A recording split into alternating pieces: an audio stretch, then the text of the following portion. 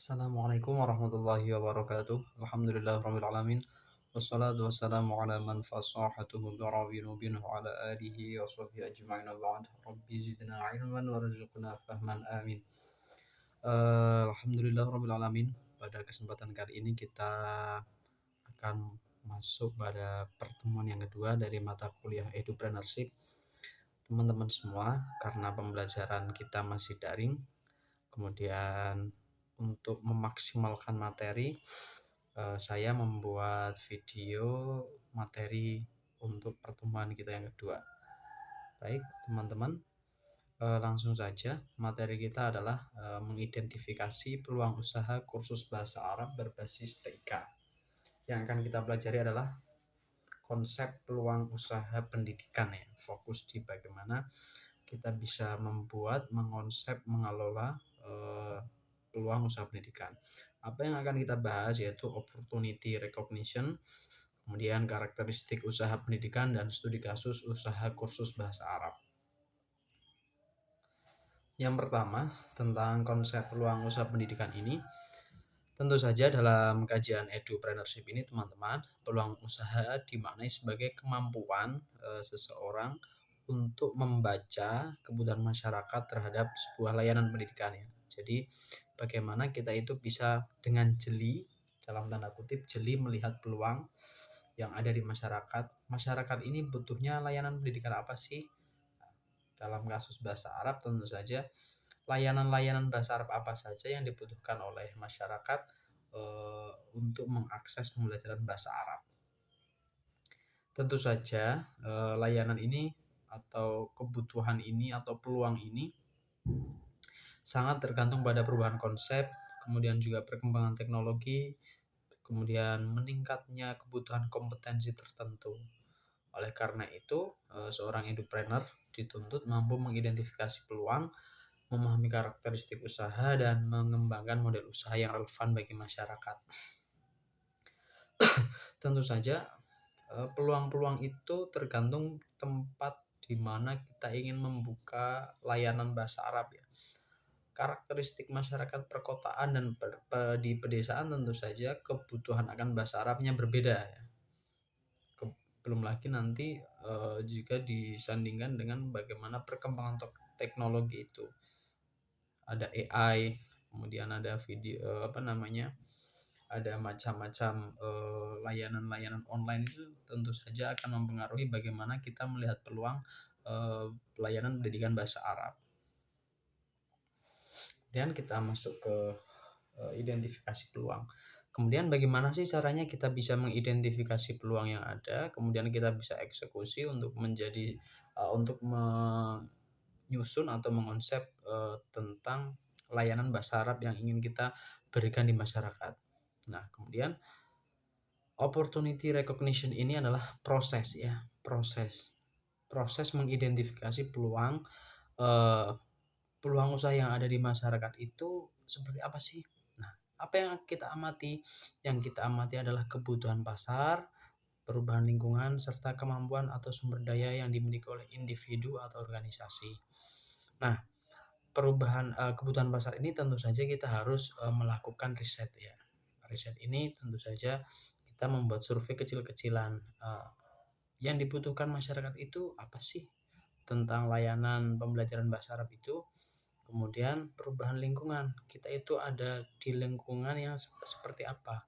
Misalnya kita saat ini berada di lingkungan yang semuanya serba AI, semuanya serba canggih, semuanya serba teknologi, ya. Jadi bagaimana kita bisa bersinergi dengan perkembangan teknologi untuk memberikan layanan pembelajaran bahasa Arab.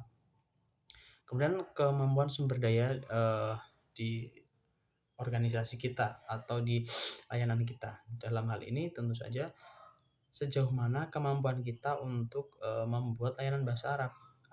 Artinya jangan sampai kitanya saja kewalahan nahwu sorof, jangan berani-berani membuka layanan nahwu sorof.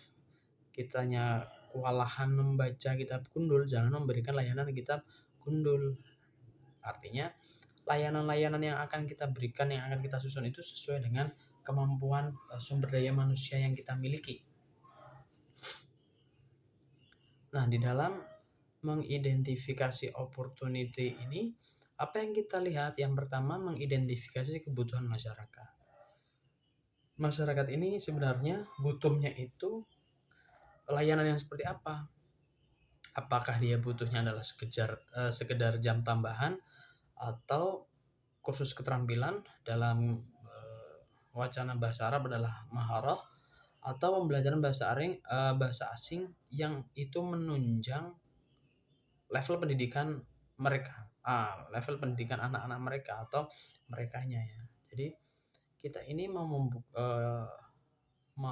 eksekusinya itu di pasar apa? Apakah kita hanya jam tambahan kursus biasa seperti les-les anak SD atau anak MI, itu kan biasanya itu hanya jam tambahan ya. Jam tambahan yang menunjang materi sekolahan, artinya materi tadribat dan lain sebagainya, kurikulumnya mengikuti apa yang ada di sekolahan. Nah, berbeda kalau kita membuka kursus keterampilan. Kalau kita membuka kursus keterampilan, tentu saja nanti kita menyusun kurikulumnya, menyusun materinya, menyusun evaluasinya. Berbeda dengan kalau sekedar jam tambahan. Atau sumber peluang usaha pendidikan, artinya kita benar-benar seperti layanan-layanan kursus bahasa Arab yang sudah ada, misalnya di Pare. Dalam kasus yang paling dekat di Pekalongan mungkin ya Sarmada, lembaga kita alumni PBA Unigul itu kan punya Sarmada. Nanti kita bahas lebih jauh tentang Sarmada itu seperti apa. Kemudian mengamati masalah dalam sistem pendidikan. Nah, peluang itu juga bisa kita lihat dari permasalahan yang muncul dari pembelajaran bahasa Arab yang ada, entah itu di sekolahan atau itu di masyarakat. Artinya peluang itu peluang atau layanan pendidikan yang ingin kita berikan adalah berusaha memberikan solusi atas permasalahan pembelajaran bahasa Arab. Artinya jangan sampai layanan pendidikan kita itu justru menambah beban peserta kita, tidak membantu sama sekali, bukan seperti itu. Artinya peluang itu kita melihat permasalahan yang ada, kemudian kita konversi permasalahan itu menjadi sebuah solusi. Itu kita posisinya ada di tengah, berarti menjembatani antara masalah kemudian kita memberikan solusi. Memperhatikan tren pendidikan. Nah, tren pendidikan itu tentu saja tidak terlepas dari perkembangan teknologi ya teman-teman. Sehingga kita wajib selalu update, entah itu update melalui jurnal-jurnal pendidikan atau update melalui berbagai platform berita atau media sosial yang ada. Artinya jangan sampai layanan yang kita berikan itu tidak up to date. Nah, kita harus memberikan layanan atau pembelajaran itu yang sesuai dengan waktu dan tempat di mana kita berada sekarang. Artinya tidak ketinggalan zaman.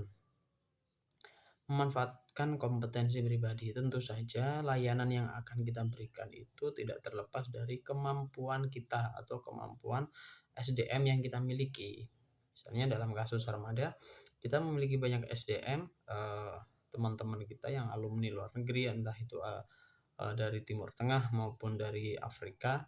Kemudian kita juga punya teman-teman yang sudah S2 di prodi PBA yang sudah bonafit, artinya sudah terkenal, memang teruji ke PBA-nya, misalnya dari UIN Malang atau di UIN Jakarta. Artinya Sarmada ini memanfaatkan SDM yang ada untuk menciptakan layanannya. Jadi peluang itu muncul dari SDM yang kita miliki.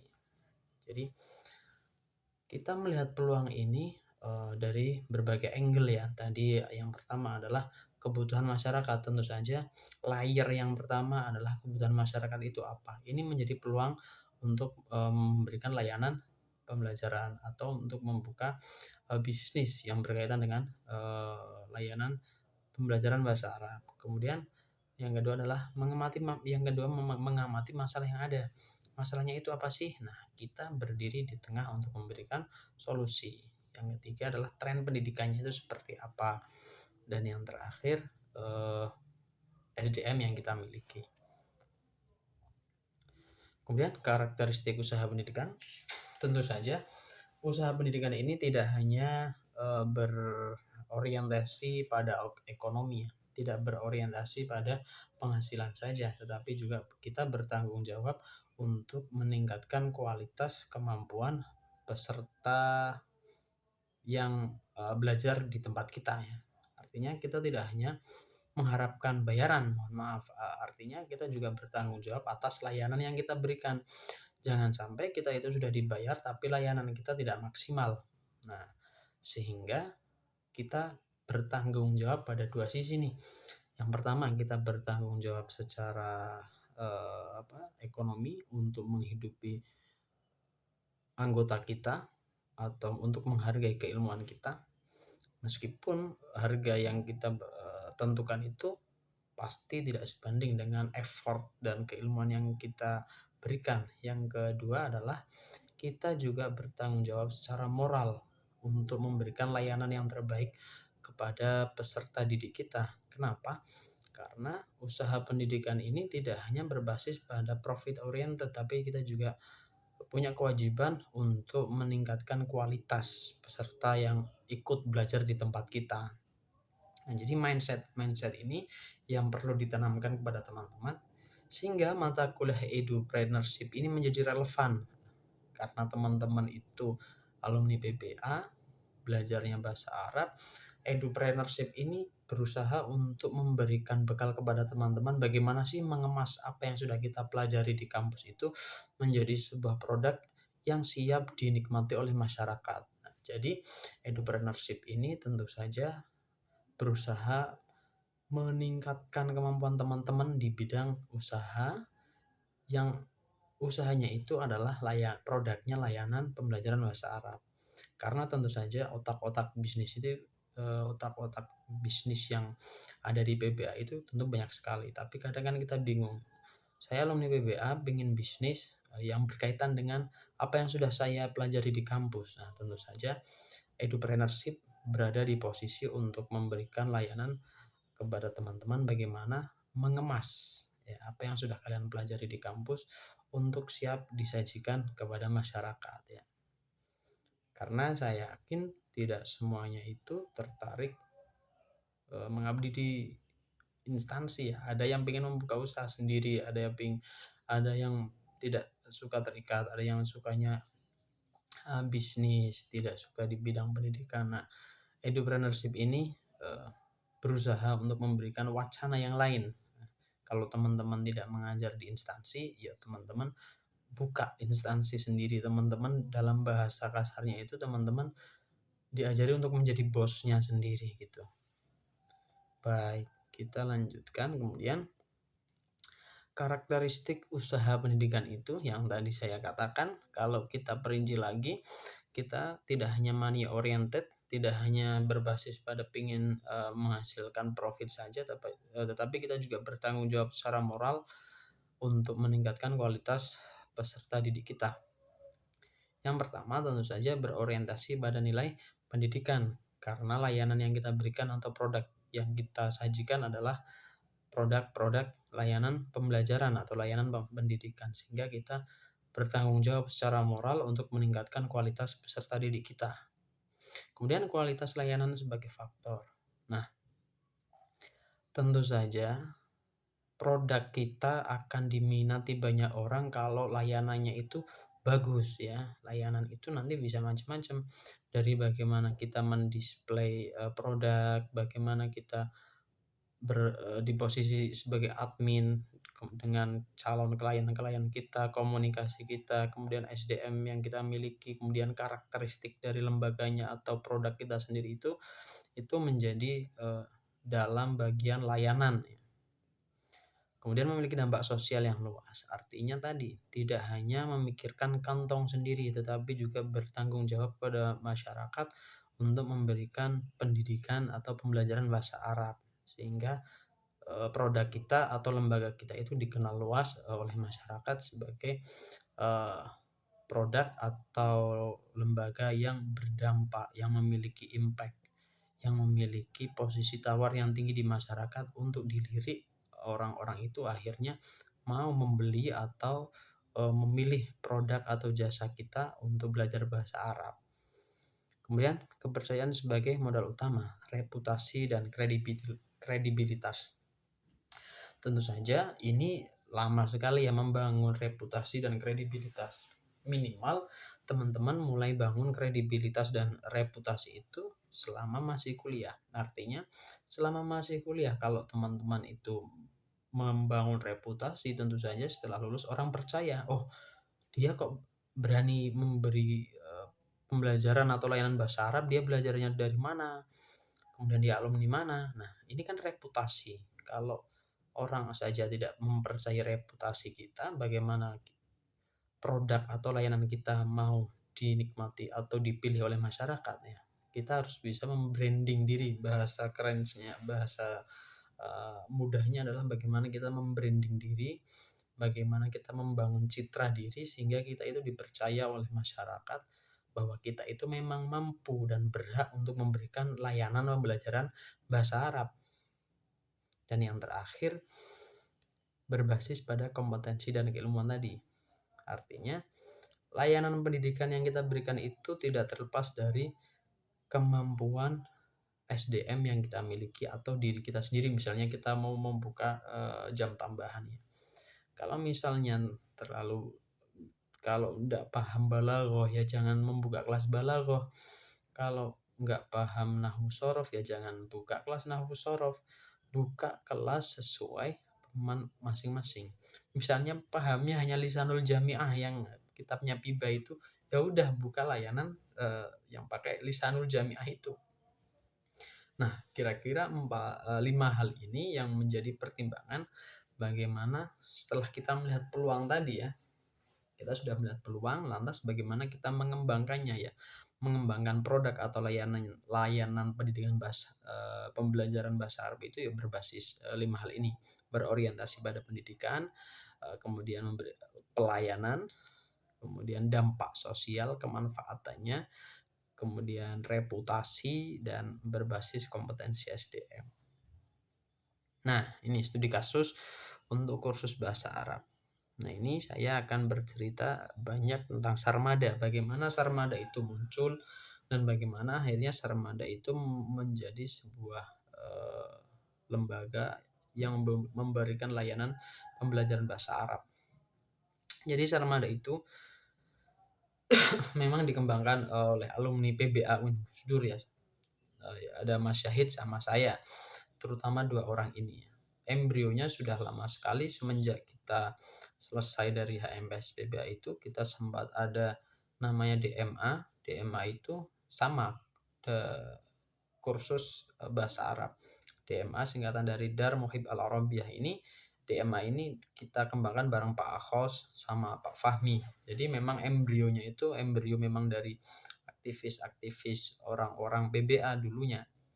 Orang-orang HMPS terutama ya. Kemudian selang beberapa lama kita kuliah, saya di Jogja, Mas Syahid di UIN Semarang. Pak Fahmi dan Pak Akhos sudah mengajar di sini, udah di kampus. Nah, DMA itu berangkat dari pikirannya Pak Akhos untuk membuat sebuah asrama. Di situ orang atau peserta didiknya belajar maharoh kalam ya.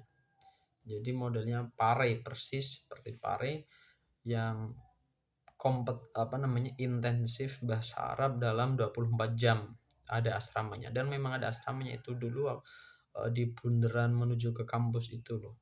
Nah, dulu asramanya di situ. Kemudian setelah saya kuliah, Mas Syahid pun kuliah, akhirnya tahun 2019 saya ketemu Mas Syahid lagi membuat waktu itu pikiran kita ingin membuat kursus bahasa Arab tetapi basisnya daring karena pasca corona ada corona ya waktu itu 2019 ya corona itu. Jadi ada corona, kemudian bahasa Arab daring itu booming sekali dari Pare terutama. Jadi memang kiblatnya itu tren pembelajaran bahasa Arab non lembaga sekolah itu ya Pare. Jadi akhirnya saya sama Mas Syahid membuat namanya Sarmada Course, itu berbasis online full.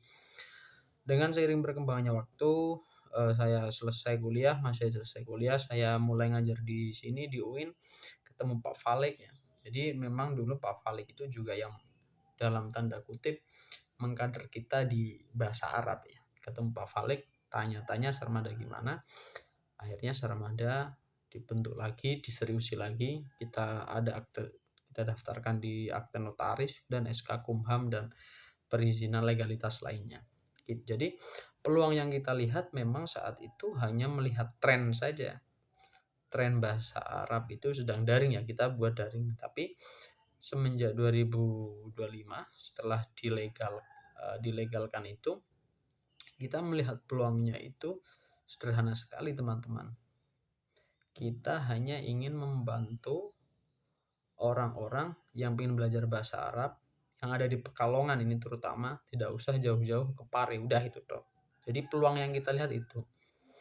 Permasalahannya apa? Tentu saja kalau ke Pare itu kan membutuhkan banyak biaya, tenaga, waktu. Kecuali memang pingin jalan-jalan ya, berbeda lagi. Pingin langsung ke Pare. Nah, kita melihat permasalahan itu, akhirnya kita buat Sarmada itu, LPPBA Sarmada, Lembaga Pelatihan dan Pengembangan Bahasa Arab. Nah, setelah dilegalkan itu, kita melihat peluang tidak hanya dari sisi kursus, artinya kita melihat produk bahasa Arab itu ternyata derivasinya atau turunannya itu banyak sekali, tidak hanya pembelajaran, tapi dari segi akademis. Misalnya kita membuat jurnal namanya Wamimah. Jadi Sarmada itu punya jurnal ilmiah, punya OJS namanya Wamimah. Nah, produk jurnal ilmiah ini turunan dari bagaimana kita ingin memberikan produk bahasa Arab yang bisa diakses oleh masyarakat. Nah, artinya Sarmada ini tidak hanya memberikan kursus tapi juga publikasi ilmiah, dan juga kita punya penerbitan namanya penerbit LPBA Sarmada. Nah, artinya kadang kita bisa mengembangkan bisnis kita atau ide-ide kita itu ketika kita berkolaborasi dengan yang lain. Jadi katakanlah dalam satu PBA, satu angkatan ini ada orang-orang yang otaknya itu kreatif sekali atau inovatif sekali, berkumpul ketemu orang kreatif pasti jadi sesuatu gitu. Nah, sama dengan Sarmada tadi melihat peluang itu, kemudian kita eksekusi, kita kembangkan. Nah, alhamdulillah kita mulai aktif lagi berarti 2025. Jadi setelah 2019, 20, 21 vakum beberapa tahun, 3 tahun lebih, kita mulai lagi. Alhamdulillah kita dipercaya di kampus juga di UIN, kita kerjasama dengan PBA, dengan unit bahasa, dengan FTIK ya. Kemudian kita juga kerjasama dengan lembaga sekolah, MBS, kemarin ada daurah. Kemudian kita juga dipercaya sama Piaud untuk yang publishing itu SKPI, sama sekarang juga kita lagi mengerjakan SKPI. Artinya berangkat dari peluang yang kecil itu kita mengembangkan banyak hal ya. Kemudian kita juga punya event namanya Sarmada Fest, lomba-lomba. Nah, produk-produk ini Sarmada Fest, kemudian daurah itu kan adalah berangkat dari kita melihat peluang ya, peluang yang kecil sekali tapi bisa kita eksekusi dengan baik, kita kembangkan dengan baik, tentu hasilnya juga baik. Jadi memang berangkat dari situ teman-teman. Nah, ini kesulitan. Oke, ini kita coba lihat. Nah, ini model usahanya. Nah, model usaha itu kita mau membukanya, produk kita mau fokusnya kemana, apakah kita membuka program reguler, program intensif, atau program muhadasah atau keterampilan ya, atau persiapan atau kursus bahasa Arab online. Nah, dalam kasus Sarmada sekali lagi karena ini yang dekat dengan kita ya, Sarmada itu ada beberapa awalnya banyak sekali, kita banyak sekali membuat program, ternyata itu kita kesulitan untuk mengelola ya.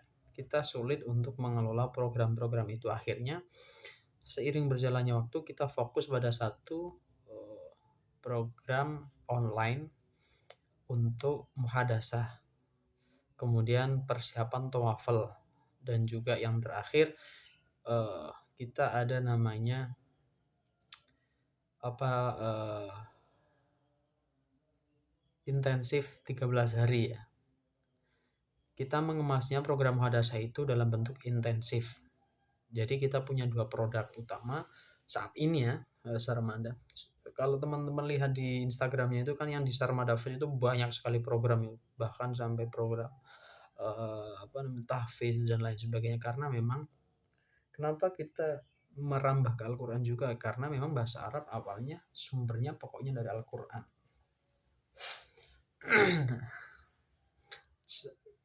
Kita fokusnya di program muhadasah untuk dalam kemasan intensif. Jadi awalnya kita banyak sekali tuh, teman-teman bisa lihat sendiri di Instagramnya Sarmada Fest itu, tapi akhirnya seiring berjalannya waktu kita fokus karena kita nggak bisa mengerjakan semuanya, dan itu juga membuat lembaga kita itu tidak memiliki ciri khas.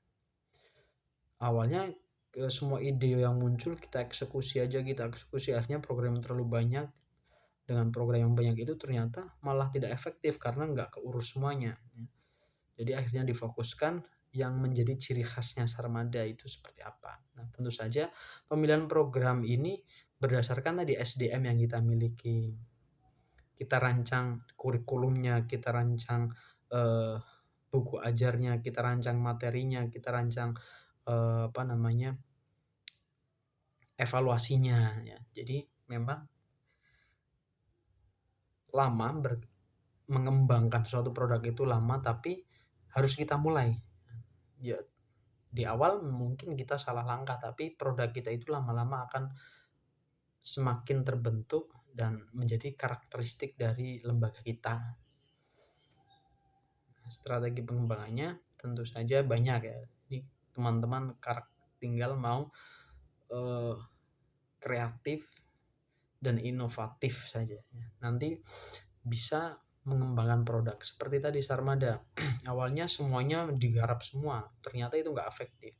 Nah, pengembangannya yang pelan-pelan. Kita jadi di September 2025, sekarang Maret 2026, berarti sekitar setengah tahunan lah. Nah, setengah tahunan ini kita sudah mulai kelihatan bentuknya. Oh, Sarmada itu arahnya nanti ke sini. Nah, sama nanti teman-teman kalau mau mengembangkan produk atau mengembangkan lembaga itu awal-awal ya semuanya digarap dulu semuanya. Pokoknya nanti seiring berjalannya waktu akan muncul karakteristik tersendiri.